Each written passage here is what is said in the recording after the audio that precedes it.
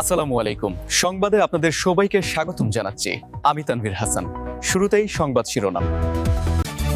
যুদ্ধবিরতি লঙ্ঘন করে অক্টোবর থেকে ২৭৯ জনকে হত্যা করেছে ইসরায়েল।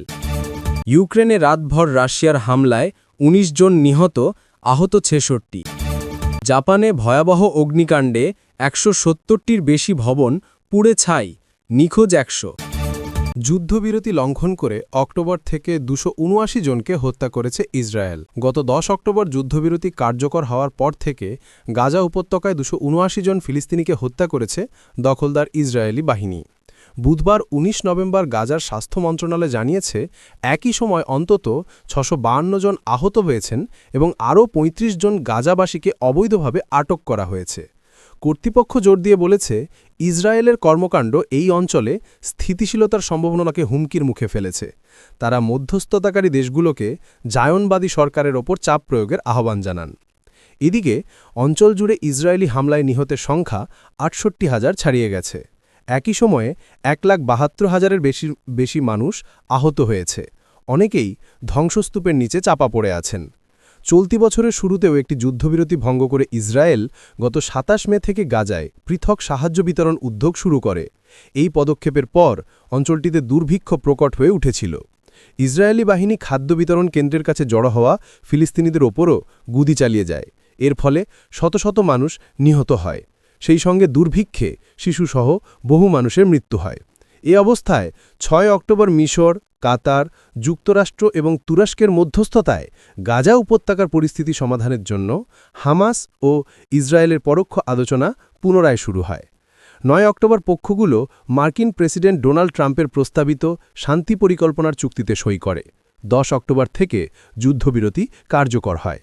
প্রসঙ্গত, গত বছরের নভেম্বরে আন্তর্জাতিক অপরাধ আদালত গাজায় যুদ্ধাপরাধ এবং মানবাধিবিরোধী অপরাধের জন্য নেতানিয়াহু ও তার প্রাক্তন প্রতিরক্ষামন্ত্রী ইয়োভাভ গ্যালান্টের বিরুদ্ধে গ্রেপ্তারি পরোয়ানা জারি করে। উপত্যকা জুড়ে যুদ্ধের জন্য ইসরায়েল আন্তর্জাতিক বিচার আদালতে গণহত্যার মামলার মুখোমুখি। ইউক্রেনে রাতভর রাশিয়ার হামলায় ১৯ জন নিহত, আহত ৬৬। পশ্চিম ইউক্রেনের টেরনোপিল শহরের একটি অ্যাপার্টমেন্ট ভবনে রাশিয়ার ক্ষেপণাস্ত্র ও ড্রোন হামলায় ১৯ জন নিহত হয়েছেন। বুধবার ১৮ নভেম্বর ইউক্রেনীয় কর্মকর্তারা জানিয়েছেন, গত রাতভর চালানো হামলায় আরও অন্তত ৬৬ জন আহত হয়েছেন। রয়টার্স জানিয়েছে, জ্বালানি ও পরিবহন অবকাঠামো লক্ষ্য করে এসব হামলা চালানো হয়। এর ফলে হিমশীতল তাপমাত্রায় বেশ কয়েকটি অঞ্চলে জরুরি বিদ্যুৎ বিচ্ছিন্ন হয়। হামলায় টেরনোপিলের আবাসিক ভবনের উপরের তলাগুলো ধসে পড়ে। কর্মকর্তারা জানিয়েছেন, গত রাতের হামলায় রাশিয়া ৪৭০টিরও বেশি ড্রোন এবং ৪৮টি ক্ষেপণাস্ত্র নিক্ষেপ করেছে। এই অবস্থায় পশ্চিম ইউক্রেনের সীমান্তবর্তী ন্যাটো সদস্য রাষ্ট্র পোল্যান্ডের দক্ষিণ পূর্বে রেসেজো এবং লুবলিন বিমানবন্দর সাময়িকভাবে বন্ধ করে দেওয়া হয়। আকাশসীমা সুরক্ষিত রাখার জন্য সতর্কতামূলক ব্যবস্থা হিসেবে পুলিশ এবং ন্যাটো বিমান মোতায়েন করা হয়েছে। রাশিয়ার ওপর আরও চাপ প্রয়োগের আহ্বান জেলেনস্কির। রাশিয়ার সঙ্গে শান্তি আলোচনা পুনরুজ্জীবিত করার প্রচেষ্টায় তুরস্কে আলোচনা করার কথা ছিল ইউক্রেনীয় নেতা ভলোদিমির জেলেনস্কির। তিনি বলেছেন, টেরনোপিলে বহুতল আবাসিক ভবন ক্ষতিগ্রস্ত হয়েছে এবং আরও অনেকে ধ্বংসস্তূপের নিচে আটকা পড়তে পারেন।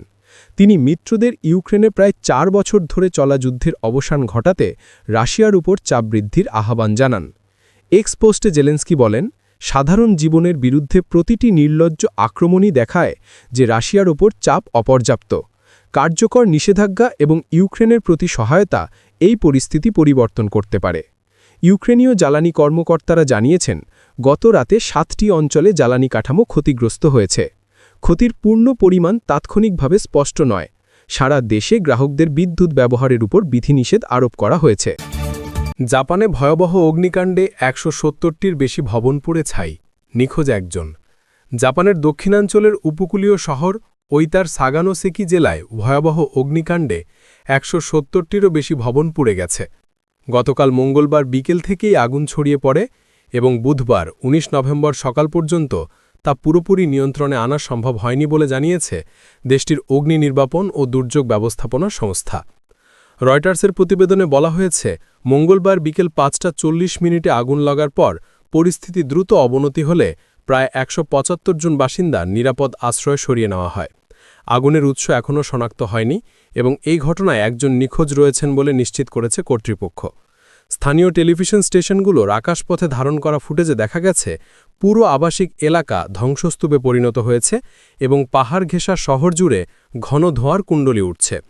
পরিচিত মাছ ধরার বন্দর এবং বিখ্যাত সেকি ব্র্যান্ড ম্যাকেরেল উৎপাদনের জন্য প্রসিদ্ধ এই অঞ্চলের আগুন নিকটবর্তী বনাঞ্চলেও ছড়িয়ে পড়েছে বলে জানিয়েছে স্থানীয় গণমাধ্যম। ওইতা প্রিফেকচারের গভর্নরের অনুরোধে জাপানের প্রধানমন্ত্রী সানে তাকাইচি সামরিক অগ্নিনির্বাপক হেলিকপ্টার পাঠানোর নির্দেশ দিয়েছেন বলে সামাজিক যোগাযোগ মাধ্যম এক্সের এক পোস্টে জানিয়েছেন তিনি।